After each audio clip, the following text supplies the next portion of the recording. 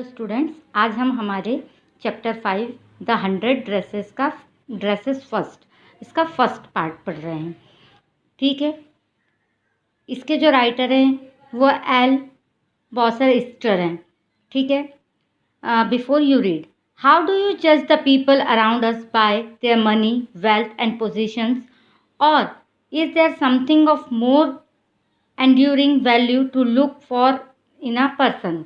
अब यहाँ पर जो राइटर हैं वो क्या बोल रहे हैं, आप हमारे आसपास के लोगों को कैसे जज करते हैं, कैसे आंकते हैं, उनके पैसों से, उनके धन पोजीशन से उनको जज करते हैं, या कुछ और ऐसा स्थायी मूल्य होना चाहिए व्यक्ति में देखने के लिए जिससे आप उसको जज करते हैं।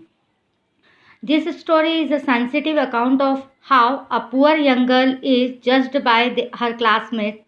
Wanda Petronsky is a young Polish girl who goes to school with other American children in an American town. These other children see Wanda as different in many ways. Can you guess how they treat her? यह कहानी जो है एक संवेदनशील है कि कैसे गरीब लड़की को उसके क्लासमेट्स, उसके जो सहपाठी हैं उनके द्वारा उसको आंका जाता है। वांड्रा पेट्रोन्स्की जो एक यंग गर्ल है जो एक अन्य बच्चों के साथ अमेरिकी टाउन में स्कूल जाती है, और ये अन्य बच्चों से जो अन्य बच्चे हैं वो वांड्रा को कई अलग मायनों में अलग देखते हैं। क्या आप गैस कर सकते हैं कि उसको कैसे ट्रीट करते थे उसके classmates? Read the information in the box below, find out more about this community. अब जो नीचे इन्फॉर्मेशन दी है हम इसको पढ़ते हैं। ठीक है, the polish American community in the United states. जो पॉलिश है, जो शाइन अमेरिकन कम्युनिटी है यूनाइटेड स्टेट्स की, वो कैसी है? The first polish immigrants arrived in America in 1608, but the largest wave of Polish immigrants occurred in the early 20th century when more than 1 million Poles migrated to the United States. The Polish state did not exist at that time, and the migrants were identified according to their country of origin rather than to ethnicity. They were identified as Russian Poles, German Poles and Austrian Poles. अब यहाँ पर क्या बताया गया है, जो सबसे पहले 1608 में पॉलिश अप्रवासियों ने अमेरिका में प्रवेश किया था, और इसकी सबसे बड़ी लहर जो है वो 20th सेंचुरी में आई थी। जो दूसरी जगह से आकर कहीं पर शिफ्ट होते हैं वो अप्रवासी होते हैं। इमिग्रेंट्स अप्रवासी होता है। तो पहली बार जो अप्रवासी थे, पॉलिश अप्रवासी जो थे, वो अमेरिका में 1608 में आए थे, लेकिन जो उसकी सबसे बड़ी लहर थी वो 20th सेंचुरी में आई थी, जब 1 मिलियन से ज़्यादा लोग यूनाइटेड स्टेट में आकर रहने लगे थे। उसके बाद उन्होंने यहाँ पर बताया है, और जो प्रवासियों की पहचान है वो जातीयता के बजाय उनके मूल देश के अनुसार की गई थी, जैसे कि उन्हें रशियन पोल, जर्मन पोल और ऑस्ट्रियन पोल के रूप में पहचाना जाता था। ठीक है, one of the most notable polish American communities is in Chicago and it's suburbs. So Chicago is sometimes called the second largest Polish city in the world, next only to Warsaw, the capital of Poland. Polish Americans were sometimes discriminated against in the United States, as were the Irish, Italians and Jews. अब यहाँ पर उन्होंने क्या बोला है कि जो सबसे उल्लेखनीय है पॉलिश अमेरिकी समुदाय में से, कि जो जगह है जहाँ पर सबसे ज़्यादा अप्रवासी आए थे वो शिकागो और उसके उपनगर हैं। जो शिकागो का नाम उसमें आता है, और उसके शिकागो को उस समय सेकंड लार्जेस्ट पॉलिश सिटी कहा जाता था वर्ल्ड में, क्योंकि सबसे ज़्यादा वहाँ पर आकर अप्रवासी रहे थे। वो सेकंड लार्जेस्ट सिटी हो गई थी पॉलिश की, जो वर्सोवा के बाद जो पोलैंड का कैपिटल है। सब बहुत बार जो अमेरिकन्स थे वो इस बात के अगेंस्ट में भी रहते थे, क्योंकि वहाँ पर सबसे ज़्यादा आयरिश, इटालियंस और ज्यूज़ थे।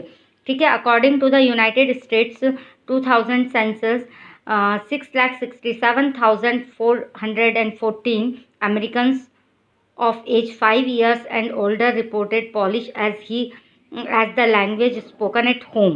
अब जो जनगणना सेंसस मतलब कि जो 2000 में जनगणना हुई थी उसमें 6,67,414 अमेरिकन्स जिनकी उम्र लगभग 5 साल और उससे ज़्यादा थी उनको पॉलिश बोला गया था, क्योंकि वो उनके घर में जो बोली जाती थी लैंग्वेज उसके आधार पर, जो कि 1.4% था जो वहाँ पर जितने लोग थे उनकी लैंग्वेज जो वो बोलते थे इंग्लिश के अलावा, और ये 0.25% जो यूएस पॉपुलेशन थी उसका था। ठीक है। अब हम चैप्टर स्टार्ट करते हैं।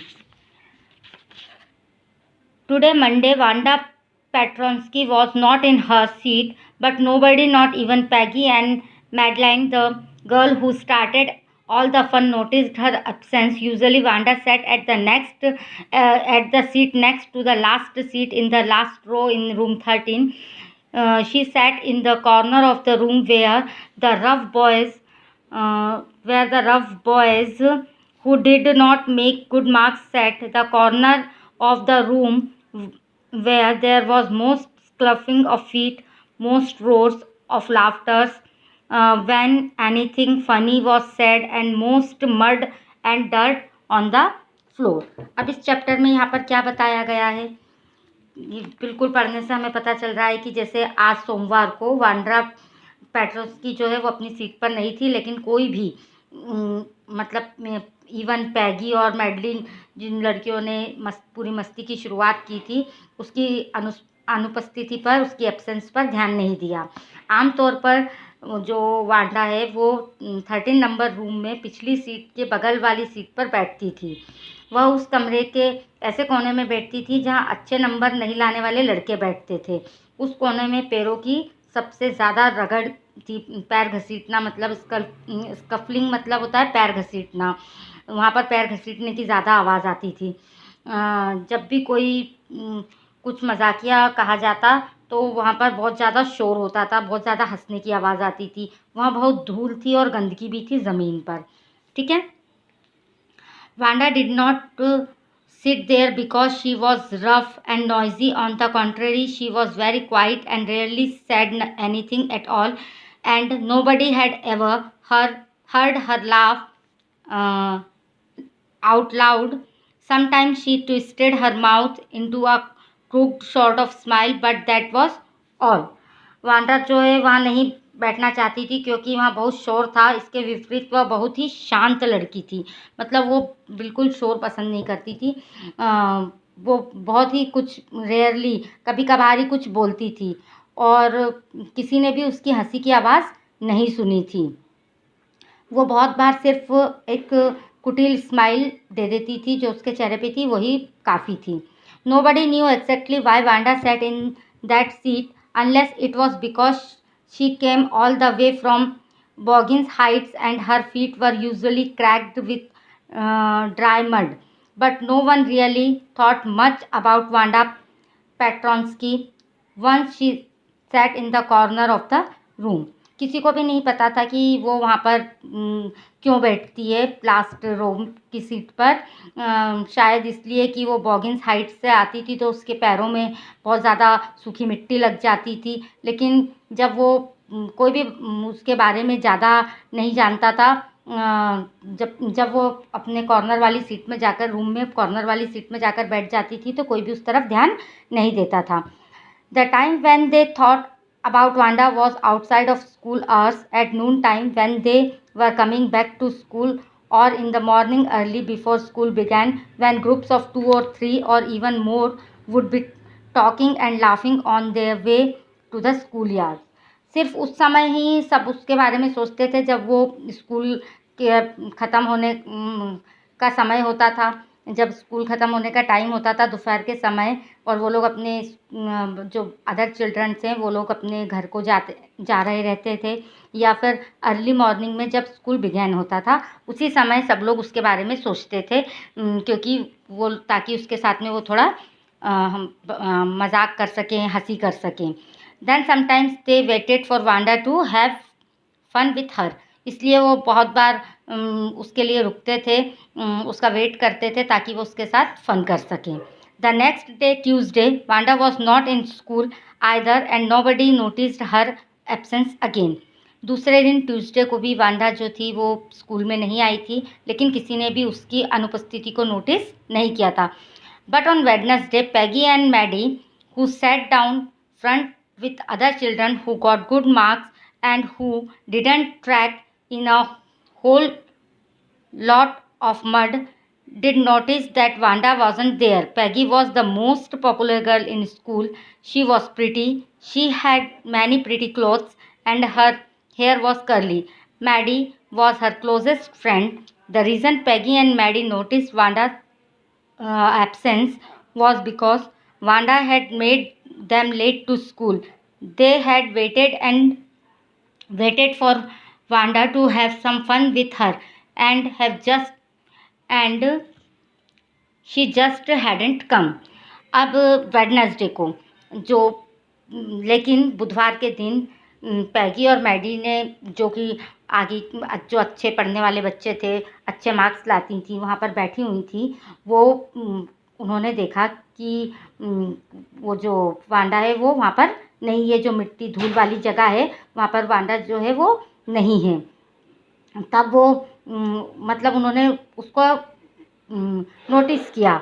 जो पैगी है वो बहुत पॉपुलर गर्ल थी स्कूल में, वो बहुत प्रिटी थी, उसके पास बहुत सारी प्रिटी ड्रेसेस थी, क्लोथ्स थे, और उसके हेयर जो थे वो कर्ली थे।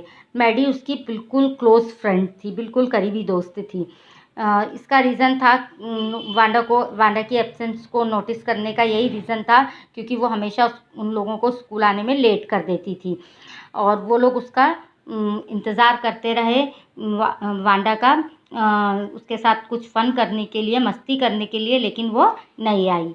दे often waited for Wanda Petronski to have fun with her, वो उसका इंतज़ार करते रहे वांडा पेट्रॉन्स्की का उसके साथ फन करने के लिए, मज़ा करने के लिए, लेकिन वो नहीं आई। तो स्टूडेंट्स, ये हमारा फर्स्ट पार्ट था, आपको आई थिंक समझ में आ गया होगा। Thank you.